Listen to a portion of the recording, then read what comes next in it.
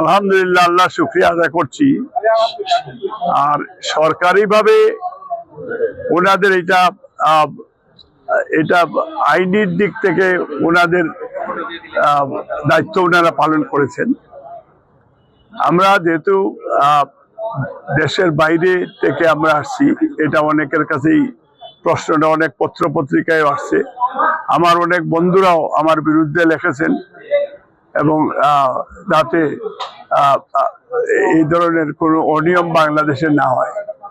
আমি প্রথমে প্রশাসনকে ধন্যবাদ দিতে চাই যে তারা সত্যিকার অর্থে তাদের পরীক্ষা নিরীক্ষা করে এটা আমি গতকালকে যদিও আমার একটা বিশ্বাস ছিল, যেহেতু আমি দেশনেত্রী বেগম খালেদা জিয়ার নির্দেশ ছিল যে আমি দেশের বাইরে যাতে না যাই, দেশের মানুষের সেবা করি, এবং সেই কারণে আমি কিন্তু লন্ডন থেকে আসছিলাম ব্রিটিশ পাসপোর্ট নিয়ে। ওনার এই নির্দেশের পরে আমি লন্ডন চলে গিয়ে গত 16 তারিখে আমি, যেহেতু ভারপ্রাপ্ত চেয়ারম্যান 25 তারিখ আসবেন, আমার প্ল্যান হলো যে ওটা জমা দিয়ে আমি তারপরে আসবো।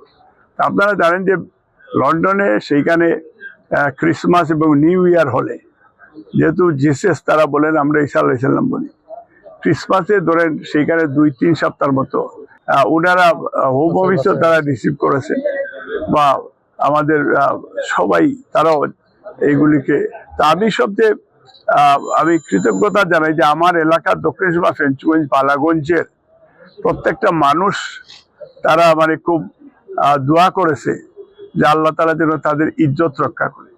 আমার দলের সারা বাংলাদেশে, যেহেতু আমি চেয়ারপারসনের উপদেষ্টা এবং বাংলাদেশের বাইরের সবচেয়ে বৃহত্তর আন্দোলন আমি নেতৃত্ব দিয়েছি, সেই কারণে অনেকেই চেয়েছে যে আমাদের উপদেষ্টা হিসাবে যাতে আবার এটা কনফার্ম হয়।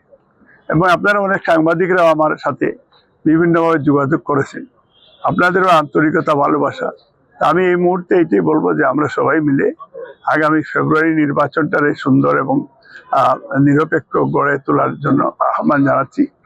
এবং আমাদের নেত্রী, ওনার জন্য আমরা দোয়া করছি আল্লাহ তাআলা ওনাকে যেন জান্নাত দান করে এবং ওনার সম্মানটুকু যেন আমি রাখতে পারি আগাল্লাবাদে।